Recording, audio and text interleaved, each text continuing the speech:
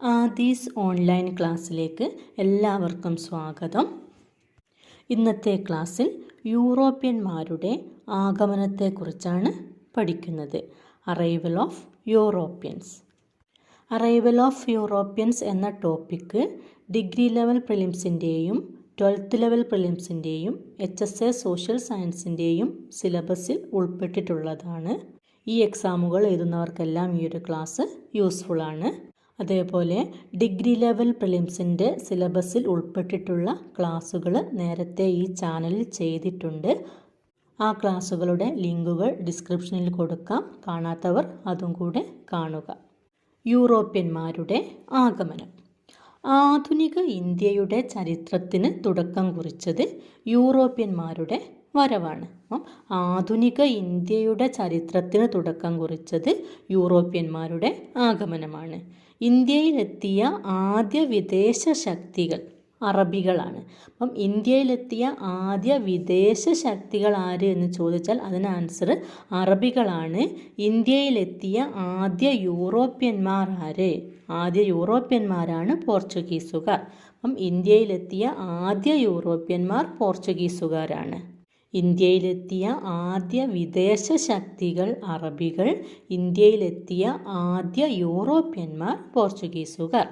പോർച്ചുഗീസുകാർക്ക് മുമ്പ് കേരളവുമായി വ്യാപാര ബന്ധം നടത്തിയിരുന്ന വിദേശികൾ അറബികളും ചൈനക്കാരും. അപ്പോൾ യൂറോപ്യന്മാർ എത്തുന്നതിന് മുമ്പ് തന്നെ അറബികളും ചൈനക്കാരുമായിട്ട് കേരളം വാണിജ്യ ബന്ധത്തിൽ ഏർപ്പെട്ടിരുന്നു. ഇന്ത്യയിലേക്ക് ഒരു കടൽ മാർഗം കണ്ടുപിടിക്കുന്നതിന് മുൻകൈയെടുത്ത യൂറോപ്യൻ രാജ്യങ്ങൾ ഏതെല്ലാം? പോർച്ചുഗീസും സ്പെയിനും. ഇന്ത്യയിലേക്ക് ഒരു കടൽ മാർഗം കണ്ടുപിടിക്കുന്നതിന് മുൻകൈയെടുത്ത യൂറോപ്യൻ രാജ്യങ്ങളാണ് പോർച്ചുഗീസും സ്പെയിനും. 1453 തുർക്കികൾ കോൺസ്റ്റാന്റിനോപ്പിൾ പിടിച്ചെടുത്തതോടെയാണ് ഇന്ത്യയിലേക്ക് ഒരു കടൽ മാർഗം കണ്ടെത്താൻ യൂറോപ്യന്മാർ നിർബന്ധിതരായത്. കടുത്ത യാഥാസ്ഥിക മുസ്ലിങ്ങളായിരുന്നു തുർക്കികൾ. ക്രിസ്ത്യാനികളായ ഇറ്റാലിയൻ നഗരരാഷ്ട്രങ്ങളിലെ വ്യാപാരികളെ ഈ പ്രദേശവുമായി ബന്ധപ്പെടാൻ തുർക്കികൾ അനുവദിച്ചില്ല. ഈ സാഹചര്യത്തിൽ ഇന്ത്യയിലേക്കും മറ്റും എത്തിച്ചേരാൻ അവർ കടൽ മാർഗം കണ്ടെത്താൻ നിർബന്ധിതരായി. ഇന്ത്യയിലേക്ക് ഒരു കടൽ മാർഗം കണ്ടുപിടിക്കുന്നതിന് മുൻകൈയെടുത്ത യൂറോപ്യൻ രാജ്യങ്ങളാണ് പോർച്ചുഗീസും സ്പെയിനും. ഇന്ത്യ കണ്ടെത്താനുള്ള ഔദ്യോഗിക ശ്രമം ആദ്യമായി ആരംഭിച്ചത് സ്പെയിൻകാരനായ കൊളംബസ് ആണ്. അപ്പം ഇന്ത്യ കണ്ടെത്താനുള്ള ഔദ്യോഗിക ശ്രമം ആദ്യമായി ആരംഭിച്ചത് സ്പെയിൻകാരനായ കൊളംബസ് ആണ്. കൊളംബസ് 1492 അമേരിക്ക കണ്ടുപിടിച്ചു. അദ്ദേഹം കണ്ടുപിടിച്ചത് ഇന്ത്യയാണെന്ന് കരുതി അദ്ദേഹം അവിടെയുള്ള ആളുകളെ റെഡ് ഇന്ത്യൻസ് എന്ന് വിളിച്ചു. അപ്പോൾ ഈ ക്ലാസ്സുകളൊക്കെ നമ്മൾ ജോഗ്രഫിക്കൽ ഡിസ്കവറീസ് എന്നൊരു ക്ലാസ്സിൽ ചെയ്തിട്ടുണ്ട്. ഇന്ത്യയിലേക്ക് ഒരു സമുദ്രമാർഗം കണ്ടുപിടിച്ചത് പോർച്ചുഗീസുകാർ. ഇന്ത്യയിലേക്ക് ആദ്യമായി ഒരു സമുദ്രമാർഗം കണ്ടുപിടിച്ചത് പോർച്ചുഗീസുകാരാണ്. ഇന്ത്യയിൽ ആധിപത്യം സ്ഥാപിച്ച യൂറോപ്യൻ ശക്തികൾ ആരെല്ലാം? പോർച്ചുഗീസുകാർ, ഡച്ചുകാർ, ബ്രിട്ടീഷുകാർ, ഫ്രഞ്ചുകാർ. ഇന്ത്യയിൽ ആധിപത്യം സ്ഥാപിച്ച യൂറോപ്യൻ ശക്തികളാണ് പോർച്ചുഗീസുകാർ, ഡച്ചുകാർ, ബ്രിട്ടീഷുകാർ, ഫ്രഞ്ചുകാർ. പോഡാ ബീഫെ എന്ന ഒരു കോഡ് ഉപയോഗിച്ച് ഇത് ഓർഡറിൽ പഠിക്കാം. നെക്സ്റ്റ് പോർച്ചുഗീസുകാരെ കുറിച്ച് ഡീറ്റെയിൽ ആയിട്ട് പഠിക്കാം. ഇന്ത്യയിലേക്ക് കടൽ മാർഗം എത്തിയ ആദ്യ യൂറോപ്യൻ ശക്തിയാണ് പോർച്ചുഗീസുകാർ. ഇന്ത്യയിൽ ഏറ്റവും കൂടുതൽ കാലം ഭരണം നടത്തിയ വിദേശ ശക്തിയാണ് പോർച്ചുഗീസുകാർ. അപ്പം ഇന്ത്യയിലേക്ക് കടൽ മാർഗം എത്തിയ ആദ്യ യൂറോപ്യൻ ശക്തിയാണ് പോർച്ചുഗീസുകാർ. ഇന്ത്യയിൽ ഏറ്റവും കൂടുതൽ കാലം ഭരണം നടത്തിയ വിദേശ ശക്തിയാണ് പോർച്ചുഗീസുകാർ. ഇന്ത്യയിൽ ആദ്യമെത്തിയ യൂറോപ്യന്മാർ പോർച്ചുഗീസുകാർ. ഇന്ത്യയിൽ നിന്നും ആദ്യം തിരിച്ചുപോയ യൂറോപ്യന്മാർ ഡച്ചുകാരാണ്. അപ്പം ഇന്ത്യയിൽ ആദ്യം എത്തിയത് പോർച്ചുഗീസുകാരാണ്. ഇന്ത്യയിൽ നിന്നും ആദ്യം തിരിച്ചുപോയത് ഡച്ചുകാരാണ്. ഇന്ത്യയിൽ അവസാനം എത്തിയ യൂറോപ്യന്മാരാണ് ഫ്രഞ്ചുകാർ. ഇന്ത്യയിൽ അവസാനം എത്തിയത് ഫ്രഞ്ചുകാർ. ഇന്ത്യയിൽ നിന്നും അവസാനം പോയത് പോർച്ചുഗീസുകാർ. അപ്പം ഇന്ത്യയിലേക്ക് ആദ്യം വന്ന യൂറോപ്യൻ ശക്തിയാണ് പോർച്ചുഗീസുകാർ. ഇന്ത്യയിൽ നിന്നും അവസാനം പോയ യൂറോപ്യൻ ശക്തിയാണ് പോർച്ചുഗീസുകാർ. ഇന്ത്യയിൽ നിന്നും ആദ്യം തിരിച്ചു പോയത് ഡച്ചുകാർ. ഇന്ത്യയിൽ അവസാനം വന്നത് ഫ്രഞ്ചുകാർ. നെക്സ്റ്റ് നമുക്ക് വാസ്കോ ഡ ഗാമയെക്കുറിച്ച് പഠിക്കാം. വാസ്കോ ഡ ഗാമ ഇന്ത്യയിലെത്തിയ വർഷം 1498 മെയ് 20-നാണ് വാസ്കോ ഡ ഗാമ ഇന്ത്യയിലെത്തുന്നത്. ഇന്ത്യയിലെത്തിയ ആദ്യത്തെ പോർച്ചുഗീസുകാരനാണ് വാസ്കോ ഡ ഗാമ. 1498 മെയ് 20-നാണ് വാസ്കോ ഡ ഗാമ ഇന്ത്യയിലെത്തുന്നത്. വാസ്കോ ഡ ഗാമ കപ്പലിറങ്ങിയ സ്ഥലം കോഴിക്കോട് ജില്ലയിലെ കാപ്പാട് കടപ്പുറത്താണ് വാസ്കോ ഡ ഗാമ കപ്പലിറങ്ങിയത്. കാപ്പാട് പന്തലായനി ബീച്ചിലാണ് വാസ്കോ ഡ ഗാമ കപ്പലിറങ്ങിയത്. കാപ്പാട് സ്ഥിതി ചെയ്യുന്ന പഞ്ചായത്താണ് Chemancheri panchayat. Vasco da Gama യാത്ര ആരംഭിച്ചത് ലിസ്ബണിൽ നിന്ന്. വാസ്കോ ഡ ഗാമ യാത്ര ആരംഭിച്ചത് ലിസ്ബണിൽ നിന്നാണ്. വാസ്കോ ഡ ഗാമയെ ഇന്ത്യയിലേക്ക് അയച്ച പോർച്ചുഗീസ് രാജാവ് ഡോം മാനുവൽ. വാസ്കോ ഡ ഗാമയെ ഇന്ത്യയിലേക്ക് അയച്ച പോർച്ചുഗീസ് രാജാവാണ് ഡോം മാനുവൽ അല്ലെങ്കിൽ മാനുവൽ ഒന്നാമൻ എന്നും അറിയപ്പെടുന്നു. വാസ്കോ ഡ ഗാമയെ ഇന്ത്യയിലേക്ക് അയച്ച പോർച്ചുഗീസ് രാജാവാണ് ഡോം മാനുവൽ അല്ലെങ്കിൽ മാനുവൽ ഒന്നാമൻ. ഇന്ത്യൻ മഹാസമുദ്രത്തിലെ കപ്പിത്താൻ എന്നറിയപ്പെടുന്നത് വാസ്കോ ഡ ഗാമയാണ്. ഇന്ത്യൻ മഹാസമുദ്രത്തിലെ കപ്പിത്താൻ എന്നറിയപ്പെടുന്നത് Vasco da Gama. Vasco da ഗാമയെ ഇന്ത്യൻ മഹാസമുദ്രത്തിലെ കപ്പിത്താൻ എന്ന് വിശേഷിപ്പിച്ചതാര്? പോർച്ചുഗലിലെ മാനുവൽ രാജാവ്. ഇന്ത്യൻ മഹാസമുദ്രത്തിലെ കപ്പിത്താൻ എന്നറിയപ്പെടുന്നത് വാസ്കോ ഡ ഗാമയാണ്. വാസ്കോ ഡ ഗാമയെ ഇന്ത്യൻ മഹാസമുദ്രത്തിലെ കപ്പിത്താൻ എന്ന് വിശേഷിപ്പിച്ചത് പോർച്ചുഗലിലെ മാനുവൽ രാജാവാണ്. വാസ്കോ ഡ ഗാമ ഇന്ത്യയിലെത്തിയ വർഷം 1498 മെയ് 20. വാസ്കോ ഡ ഗാമ കപ്പലിറങ്ങിയ സ്ഥലം കോഴിക്കോട് ജില്ലയിലെ കാപ്പാട് ബീച്ചിൽ. വാസ്കോ ഡ ഗാമ യാത്ര തിരിച്ചത് ലിസ്ബണിൽ നിന്നാണ്. വാസ്കോ ഡ ഗാമയെ ഇന്ത്യയിലേക്ക് അയച്ച പോർച്ചുഗീസ് രാജാവാണ് ഡോം മാനുവൽ അല്ലെങ്കിൽ മാനുവൽ ഒന്നാമൻ. ഇന്ത്യൻ മഹാസമുദ്രത്തിലെ കപ്പിത്താൻ എന്നറിയപ്പെടുന്നത് വാസ്കോ ഡ ഗാമയാണ്. വാസ്കോ ഡ ഗാമയെ ഇങ്ങനെ വിശേഷിപ്പിച്ചത് പോർച്ചുഗലിലെ മാനുവൽ രാജാവാണ്. വാസ്കോ ഡ ഗാമ ഇന്ത്യയിലേക്ക് യാത്ര തിരിച്ച വർഷം 1497. വാസ്കോ ഡ ഗാമ ഇന്ത്യയിലേക്ക് യാത്ര തിരിച്ച വർഷം 1497. ഇവിടെ 1947 എന്നാണ് തിരിഞ്ഞു പോയതാണ്. അപ്പോൾ ശ്രദ്ധിക്കണം, 1497 വാസ്കോ ഡ ഗാമ ഇന്ത്യയിലേക്ക് യാത്ര തിരിച്ചത്. വാസ്കോ ഡ ഗാമയുടെ ആദ്യ ഇന്ത്യൻ യാത്രയ്ക്കെടുത്ത സമയം 16 മാസവും 12 ദിവസവും. വാസ്കോ ഡ ഗാമയെ ഇന്ത്യയിലെത്തിച്ച കപ്പൽ സെൻറ്റ് ഗബ്രിയേൽ. വാസ്കോ ഡ ഗാമയെ ഇന്ത്യയിലെത്തിച്ച കപ്പലിൻ്റെ പേരാണ് സെൻറ്റ് ഗബ്രിയേൽ. വാസ്കോ ഡ ഗാമയെ അനുഗമിച്ച മറ്റു പോർച്ചുഗീസ് കപ്പലുകളാണ് saint Raphael, saint Berrio. Vasco da ഗാമയുടെ കപ്പൽ സെൻറ്റ് ഗബ്രിയേൽ. വാസ്കോ ഡ ഗാമയെ അനുഗമിച്ച മറ്റ് കപ്പലുകൾ saint Raphael, saint Berrio. Saint ഗബ്രിയേലിൻ്റെ കപ്പിത്താൻ Vasco da Gama. Vasco da Gama വന്ന കപ്പലാണ് സെൻറ്റ് ഗബ്രിയേൽ. സെൻറ്റ് ഗബ്രിയേലിൻ്റെ കപ്പിത്താൻ വാസ്കോ ഡ ഗാമയാണ്. സെൻറ്റ് റാഫേലിൻ്റെ കപ്പിത്താൻ Paulo da Gama. Paulo da Gama എന്നത് വാസ്കോ ഡ ഗാമയുടെ സഹോദരനായിരുന്നു. അപ്പോൾ സെൻറ്റ് റാഫേലിൻ്റെ കപ്പിത്താനാണ് പൗലോ ഡ ഗാമ. ബെറിയോയുടെ കപ്പിത്താൻ നിക്കോളോ കോവിൽഹോ. ബെറിയോയുടെ കപ്പിത്താനാണ് Nicolau Coelho. Vasco da Gama Christian പള്ളി എന്ന് കരുതി പ്രാർത്ഥിച്ച ക്ഷേത്രം പുത്തൂർ ക്ഷേത്രം, Kozhikode. Vasco da Gama Christian പള്ളി എന്ന് കരുതി പ്രാർത്ഥിച്ച ക്ഷേത്രമാണ് പുത്തൂർ ക്ഷേത്രം. വാസ്കോ ഡ ഗാമ ലിസ്ബണിലേക്ക് മടങ്ങിപ്പോയ വർഷം 1499. വാസ്കോ ഡ ഗാമ ലിസ്ബണിലേക്ക് മടങ്ങിപ്പോയ വർഷമാണ് 1499. വാസ്കോ ഡ ഗാമ രണ്ടാമതായി ഇന്ത്യയിലെത്തിയത് 1502. വാസ്കോ ഡി ഗാമ മൂന്നാമതായി ഇന്ത്യയിലെത്തിയത് 1524. വാസ്കോ ഡി ഗാമ മൂന്നാമതായി ഇന്ത്യയിലെത്തിയത് 1524.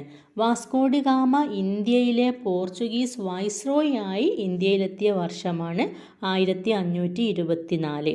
അപ്പം വാസ്കോ ഡി ഗാമയുടെ മൂന്നാമത്തെ വരവിലാണ് വാസ്കോ ഡി ഗാമ ഇന്ത്യയുടെ വൈസ്രോയി ആയത് 1524. വാസ്കോ ഡി ഗാമ അന്തരിച്ച വർഷം 1524 ഡിസംബർ 24. അപ്പം വാസ്കോ ഡി ഗാമ 1524 മൂന്നാമതായി ഇന്ത്യയിലെത്തി. അപ്പോൾ ആ വർഷം തന്നെ അദ്ദേഹം മരണപ്പെട്ടു 1524 ഡിസംബർ 24. വാസ്കോ ഡി ഗാമയുടെ ഭൗതിക ശരീരം അടക്കം ചെയ്തിരുന്ന കൊച്ചിയിലെ പള്ളി സെൻറ്റ് ഫ്രാൻസിസ് പള്ളി. അപ്പം വാസ്കോ ഡി ഗാമ അന്തരിച്ചത് കൊച്ചിയിൽ വെച്ചാണ്. മലേറിയ ബാധിച്ചാണ് വാസ്കോ ഡി ഗാമ അന്തരിച്ചത്. അപ്പം അന്തരിച്ച വാസ്കോ ഡി ഗാമയെ അടക്കം ചെയ്ത കൊച്ചിയിലെ പള്ളിയാണ് സെൻറ്റ് ഫ്രാൻസിസ് പള്ളി. കൊച്ചിയിൽ നിന്നും ഗാമയുടെ ഭൗതിക ശരീരം പോർച്ചുഗലിലേക്ക് കൊണ്ടുപോയ വർഷം 1539. അപ്പം 1524 വാസ്കോ ഡി ഗാമ കൊച്ചിയിൽ വെച്ച് അന്തരിക്കുകയും അദ്ദേഹത്തെ കൊച്ചിയിലെ സെൻറ്റ് ഫ്രാൻസിസ് പള്ളിയിൽ അടക്കം ചെയ്യുകയും ചെയ്തു.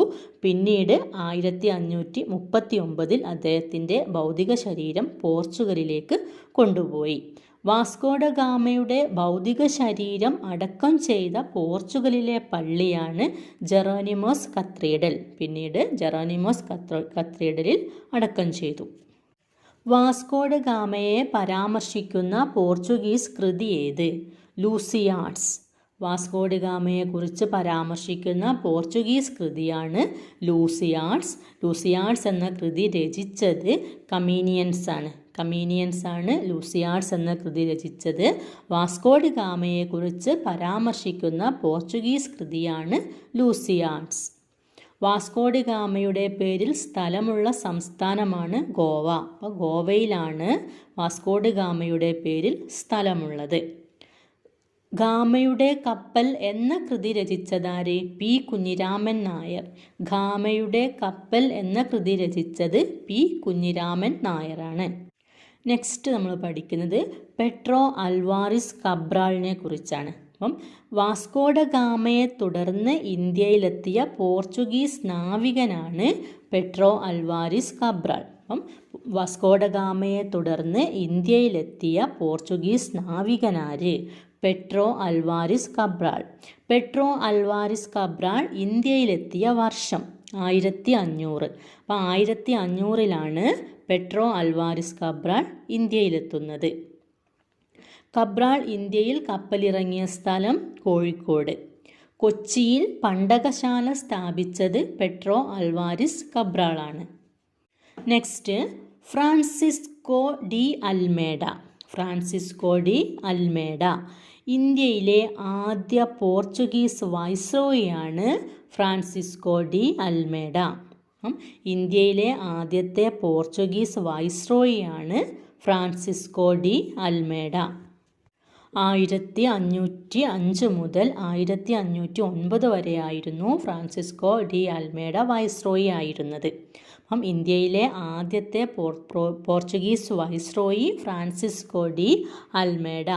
ഇന്ത്യൻ ഉപഭൂഖണ്ഡത്തിലെ ആദ്യത്തെ പോർച്ചുഗീസ് വൈസ്രോയി എന്നറിയപ്പെടുന്നതും ഫ്രാൻസിസ്കോ ഡി അൽമേഡയാണ്. ഇന്ത്യൻ ഉപഭൂഖണ്ഡത്തിലെ ആദ്യത്തെ പോർച്ചുഗീസ് വൈസ്രോയി എന്നറിയപ്പെടുന്നത് ഫ്രാൻസിസ്കോ ഡി അൽമേഡ. സമുദ്രത്തിൽ മേധാവിത്വമുണ്ടാക്കാൻ ശ്രമിച്ച പോർച്ചുഗീസ് വൈസ്രോയി ആയിരുന്നു അൽമേഡ. സമുദ്രത്തിൽ ആധിപത്യം സ്ഥാപിക്കുന്നതുമായി ബന്ധപ്പെട്ട് അൽമേഡ രൂപീകരിച്ച നയമാണ് നീലജല നയം അല്ലെങ്കിൽ ബ്ലൂ വാട്ടർ പോളിസി. അപ്പം ബ്ലൂ വാട്ടർ പോളിസി കൊണ്ടുവന്നത് ആരാന്ന് ചോദിച്ചാൽ ഫ്രാൻസിസ്കോ ഡി അൽമേഡ. സമുദ്രത്തിൽ ആധിപത്യം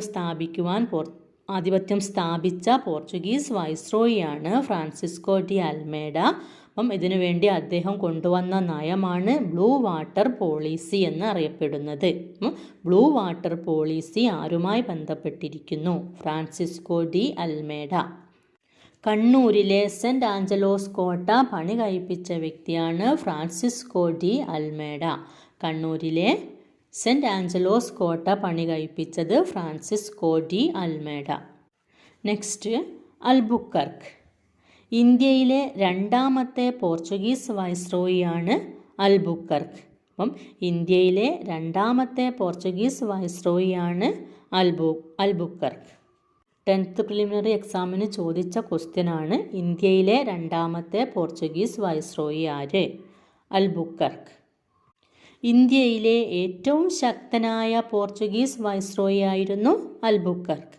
അപ്പം ഇന്ത്യയിലെ രണ്ടാമത്തെ പോർച്ചുഗീസ് വൈസ്രോയിയാണ് അൽബുക്കർക്ക്. ഇന്ത്യയിലെ ഏറ്റവും ശക്തനായ വൈസ്രോയി ആയിരുന്നു അൽബുക്കർക്ക്. പോർച്ചുഗീസ് ഇന്ത്യയുടെ യഥാർത്ഥ സ്ഥാപകൻ എന്നറിയപ്പെടുന്നത് അൽബുക്കർക്കാണ്. അപ്പോൾ ശക്തനായ പോർച്ചുഗീസ് വൈസ്രോയി അൽബുക്കർക്ക്, പോർച്ചുഗീസ് ഇന്ത്യയുടെ യഥാർത്ഥ സ്ഥാപകൻ എന്നറിയപ്പെടുന്നത് അൽബുക്കർക്ക്. ഇന്ത്യയിൽ കോളനി വൽക്കരണത്തിന് നേതൃത്വം നൽകിയ പോർച്ചുഗീസ് വൈസ്രോയി ആയിരുന്നു അൽബുക്കർക്ക്. ഇന്ത്യയിൽ കോളനി വൽക്കരണത്തിന് നേതൃത്വം നൽകിയ പോർച്ചുഗീസ് വൈസ്രോയി അൽബുക്കർക്ക്.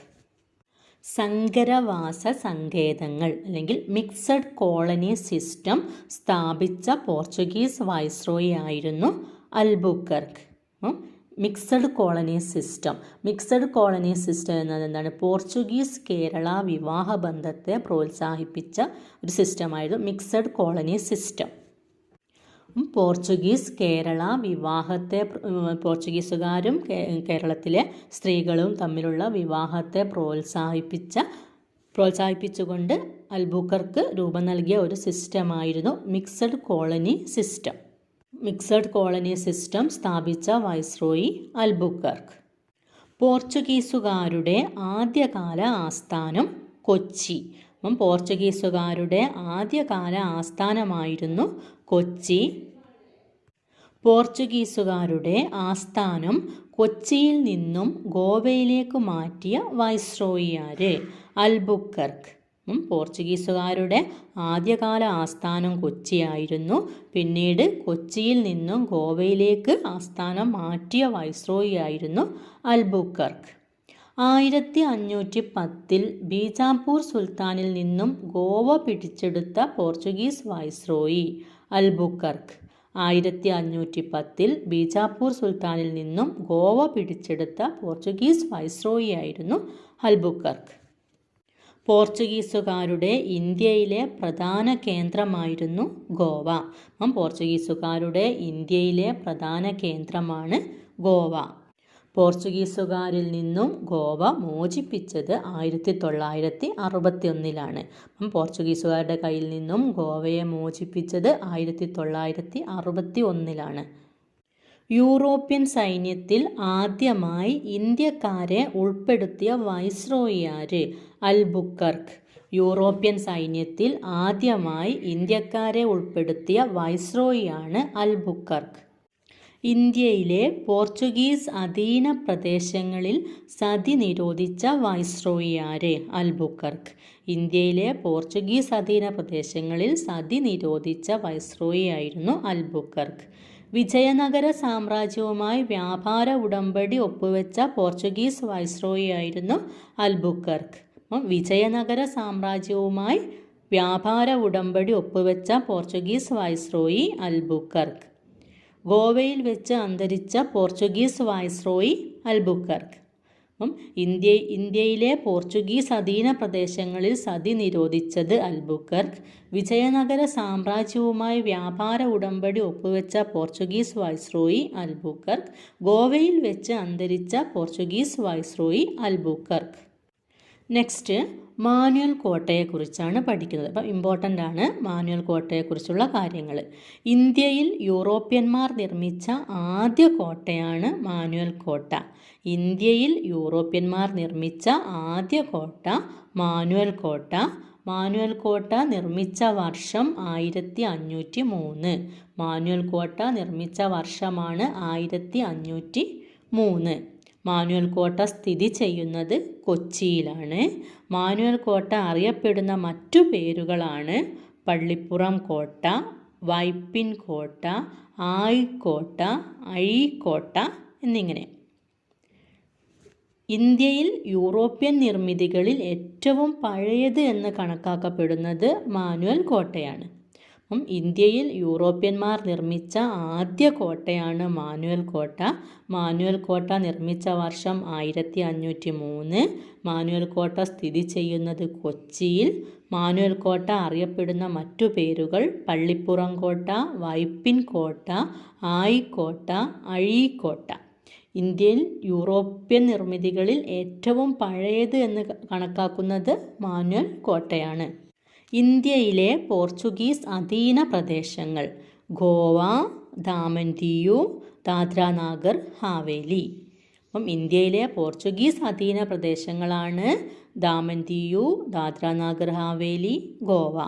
വാണിജ്യം കഴിഞ്ഞാൽ പോർച്ചുഗീസുകാർ പ്രധാനമായും ലക്ഷ്യം വെച്ചിരുന്നത് മതപ്രചരണമായിരുന്നു.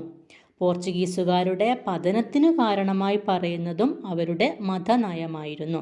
പോർച്ചുഗീസുകാരുടെ പതനത്തിന് കാരണമായി പറയുന്നത് അവർ സ്വീകരിച്ചിരുന്ന മതനയമായിരുന്നു. ഉദയംപേരൂർ സുനഹദോസ് നടത്തിയ വിദേശികൾ പോർച്ചുഗീസുകാർ.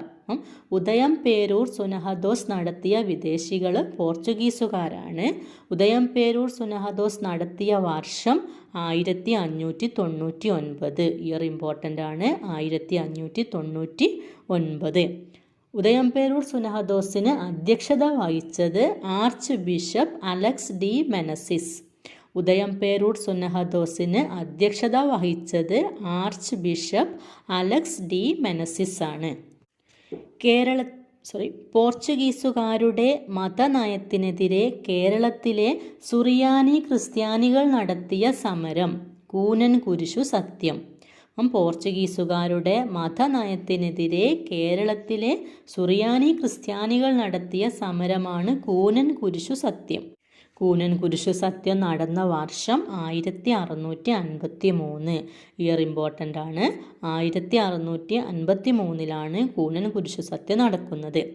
പോർച്ചുഗീസുകാർ കാത്തോലിക്ക വിശ്വാസികളായിരുന്നു. പോർച്ചുഗീസുകാരുടെ മതനയത്തിനെതിരെ കേരളത്തിലെ സുറിയാനി ക്രിസ്ത്യാനികൾ നടത്തിയ സമരമാണ് കൂനൻ കുരിശു സത്യം എന്നറിയപ്പെടുന്നത്. 1653 കൂനൻ കുരിശു സത്യം നടക്കുന്നത്. പോർച്ചുഗീസ് രാജാവ് ഇംഗ്ലണ്ടിലെ ചാൾസ് രാജകുമാരന് സ്ത്രീധനമായി നൽകിയ ഇന്ത്യൻ പ്രദേശം ബോംബെ ദ്വീപാണ്. പോർച്ചുഗീസ് രാജാവ് ഇംഗ്ലണ്ടിലെ ചാൾസ് രാജകുമാരന് സ്ത്രീധനമായി നൽകിയ ഇന്ത്യൻ പ്രദേശം. പോർച്ചുഗീസുകാരും സാമൂതിരിയും തമ്മിൽ ഒപ്പുവെച്ച സന്ധി കണ്ണൂർ സന്ധി. പോർച്ചുഗീസുകാരും സാമൂതിരിയും തമ്മിൽ ഒപ്പുവെച്ച സന്ധിയാണ് കണ്ണൂർ സന്ധി. കണ്ണൂർ സന്ധി ഒപ്പുവെച്ച വർഷം 1513. ഇന്ത്യയിൽ പോർച്ചുഗീസ് നയതന്ത്രത്തിൻ്റെ വിജയമായി കണക്കാക്കപ്പെടുന്ന സന്ധിയായിരുന്നു 1513 കണ്ണൂർ സന്ധി. പോർച്ചുഗീസുകാരും കോഴിക്കോടും തമ്മിൽ ഒപ്പുവെച്ച സന്ധിയാണ് പൊന്നാനി സന്ധി. പൊന്നാനി സന്ധി ഒപ്പുവെച്ച വർഷം 1540.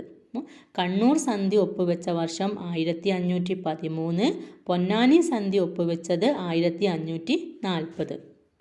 പോർച്ചുഗീസുകാർ കൊണ്ടുവന്ന ഉൽപ്പന്നങ്ങൾ. പോർച്ചുഗീസുകാർ ഇന്ത്യയിലേക്ക് കൊണ്ടുവന്ന ഉൽപ്പന്നങ്ങളാണ് പുകയില, പപ്പായ, പേരക്ക, ആത്തിച്ചക്ക, മരച്ചീനി, കശുവണ്ടി, കൈതച്ചക്ക.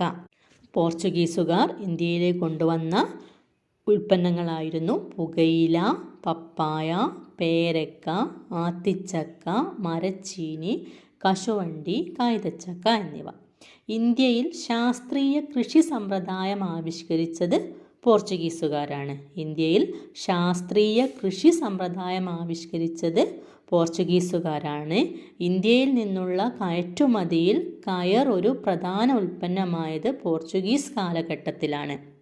പോർച്ചുഗീസ് കാലഘട്ടത്തിൽ ഇന്ത്യയിൽ നിന്നും കയറ്റുമതി ചെയ്ത ഒരു പ്രധാന ഉൽപ്പന്നമായിരുന്നു കയർ. ഇന്ത്യയിൽ പുകയില കൃഷി ആരംഭിച്ചത് പോർച്ചുഗീസുകാരാണ്. ഇന്ത്യയിൽ പുകയില കൃഷി ആരംഭിച്ചത് പോർച്ചുഗീസുകാരാണ്. അച്ചടി വിദ്യ ഇന്ത്യയിൽ ആദ്യമായി കൊണ്ടുവന്ന വിദേശികളാണ് പോർച്ചുഗീസുകാർ. അച്ചടി വിദ്യ ഇന്ത്യയിൽ ആദ്യമായി കൊണ്ടുവന്ന വിദേശികളാണ് പോർച്ചുഗീസുകാർ. ഇന്ത്യയിലെ ആദ്യത്തെ അച്ചടിശാല ഗോവയിൽ സ്ഥാപിച്ചത് പോർച്ചുഗീസുകാരാണ് 1556. ഇമ്പോർട്ടൻ്റ് ക്വസ്റ്റ്യൻ ആണ്. ഇന്ത്യയിലെ ആദ്യത്തെ അച്ചടിശാല സ്ഥാപിച്ചത് ഗോവയിൽ. ആരാണ് സ്ഥാപിച്ചത്? പോർച്ചുഗീസുകാർ. ഇയർ 1556. ഇന്ത്യയിലെ ആദ്യത്തെ അച്ചടിശാല ഗോവയിൽ സ്ഥാപിച്ചത് പോർച്ചുഗീസുകാർ. ഇന്ത്യയിലെ ആദ്യത്തെ അച്ചടിശാല ഗോവയിൽ സ്ഥാപിച്ചത് പോർച്ചുഗീസുകാർ. ഇന്ത്യയിൽ അച്ചടിക്കപ്പെട്ട ആദ്യ കൃതി ഡോക്ട്രീന ക്രിസ്റ്റീന. ഇന്ത്യയിൽ അച്ചടിക്കപ്പെട്ട ആദ്യ കൃതിയാണ് ഡോക്ട്രീന ക്രിസ്റ്റീന. സെൻറ്റ് സേവ്യറുടെ നേതൃത്വത്തിലാണ് ഈ കൃതി അച്ചടിച്ചത്. യൂറോപ്യൻ യുദ്ധമുറകൾ ഇന്ത്യയിൽ ആദ്യമായി പ്രചരിപ്പിച്ച വിദേശികളാണ് പോർച്ചുഗീസുകാർ. ഇന്ത്യയിൽ യൂറോപ്യൻ ശൈലിയിൽ ഗൃഹനിർമ്മാണവും പള്ളി നിർമ്മാണവും ആരംഭിച്ച വിദേശ ശക്തിയാണ് പോർച്ചുഗീസ്. ഇന്ത്യയിലെ ആദ്യത്തെ യൂറോപ്യൻ സ്കൂൾ കൊച്ചിയിൽ സ്ഥാപിച്ച വിദേശികൾ പോർച്ചുഗീസുകാർ.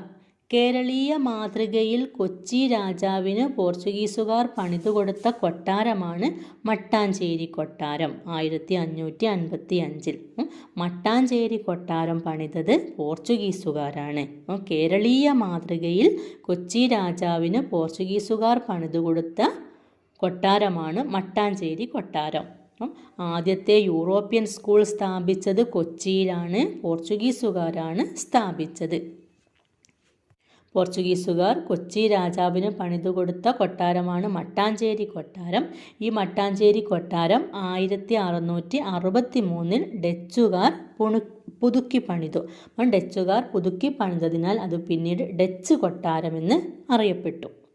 പോർച്ചുഗീസുകാർ ഇന്ത്യയിൽ പ്രചരിപ്പിച്ച കലാരൂപം ചവിട്ടുനാടകം. ഇമ്പോർട്ടൻ്റ് ക്വസ്റ്റ്യൻ ആണ്. പോർച്ചുഗീസുകാർ ഇന്ത്യയിൽ പ്രചരിപ്പിച്ച കലാരൂപമാണ് ചവിട്ടുനാടകം. അറബി സഞ്ചാരി എന്ന വ്യാജേന കരമാർഗം ഇന്ത്യയിലെത്തിയ ആദ്യ പോർച്ചുഗീസുകാരൻ പെറോഡ കോവിൻഹ. കരമാർഗം ഇന്ത്യയിലെത്തിയ ആദ്യ പോർച്ചുഗീസുകാരനാണ് പെറോഡ കോവിൻഹ. ചാലിയം കോട്ട നിർമ്മിച്ച പോർച്ചുഗീസ് ഗവർണർ ആര്? നിനോഡ കുൻഹ. ചാലിയം കോട്ട നിർമ്മിച്ച പോർച്ചുഗീസ് ഗവർണറാണ് നിനോഡ കുൻഹ. 1531 ചാലിയങ്കോട്ട നിർമ്മിച്ചത്. സാമൂതിരിയുടെ കണ്ടത്തിലേക്കു നീട്ടിയ പീരങ്കി എന്നറിയപ്പെടുന്നത് ചാലിയം കോട്ടയാണ്. ഇമ്പോർട്ടൻ്റ് ക്വസ്റ്റ്യൻ ആണ്. സാമൂതിരിയുടെ കണ്ടത്തിലേക്ക് നീട്ടിയ പീരങ്കി എന്നറിയപ്പെടുന്നത് ചാലിയം കോട്ട. സാമൂതിരിയുടെ കണ്ടത്തിലേക്ക് നീട്ടിയ പീരങ്കി എന്നറിയപ്പെടുന്നത് ചാലിയം കോട്ടയാണ്. ചാലിയം കോട്ട പിടിച്ചടക്കിയത് കുഞ്ഞാലി മൂന്നാമൻ 1571. സാമൂതിരിമാരുടെ നാവിക സൈന്യാധിപനാണ് കുഞ്ഞാലി മരയ്ക്കാർ. കുഞ്ഞാലി മരയ്ക്കാർ എന്നത് സ്ഥാനപ്പേരാണ്. ഈ സ്ഥാനപ്പേര് നൽകിയത് സാമൂതിരിയാണ്. ഇന്ത്യൻ സമുദ്രത്തിലൂടെ യാത്ര ചെയ്യുന്നതിന് മറ്റ് യൂറോപ്യൻ ശക്തികളുടെ കപ്പലുകൾക്ക് പോർച്ചുഗീസുകാർ ഏർപ്പെടുത്തിയ നികുതിയാണ് കാർട്ടസ്. ഇന്ത്യൻ സമുദ്രത്തിലൂടെ യാത്ര ചെയ്യുന്നതിന് മറ്റ് യൂറോപ്യൻ ശക്തികളുടെ കപ്പലുകൾക്ക് പോർച്ചുഗീസുകാർ ഏർപ്പെടുത്തിയിരുന്ന നികുതിയായിരുന്നു കാർട്ടസ് എന്നറിയപ്പെട്ടിരുന്നത്. ഇന്ത്യയിലെ പോർച്ചുഗീസുകാരുടെ അതിക്രമങ്ങളെക്കുറിച്ച് പ്രതിപാദിക്കുന്ന ഷെയ്ഖ് സൈനുദ്ദീൻ്റെ കൃതി തുഫാത്തുൽ മുജാഹിദ്ദീൻ. അപ്പോൾ ഇമ്പോർട്ടൻ്റ് ക്വസ്റ്റ്യൻ ആണ്. ഇന്ത്യയിലെ പോർച്ചുഗീസുകാരുടെ അതിക്രമങ്ങളെക്കുറിച്ച് പ്രതിപാദിക്കുന്ന ഷെയ്ഖ് സൈനുദ്ദീൻ്റെ കൃതിയാണ് തുഫാത്തുൽ മുജാഹിദ്ദീൻ. ഇന്ത്യയിലെ പോർച്ചുഗീസ് ചരിത്രം രേഖപ്പെടുത്തിയ വ്യക്തി ജെയിംസ് കൊറിയ. ഇന്ത്യയിലെ പോർച്ചുഗീസ് ചരിത്രം രേഖപ്പെടുത്തിയ വ്യക്തിയാണ് James Korea. Portuguese east India company ഇന്ത്യയിൽ സ്ഥാപിതമായ വർഷം 1628. പറങ്കികൾ എന്നറിയപ്പെട്ടിരുന്നത് പോർച്ചുഗീസുകാർ.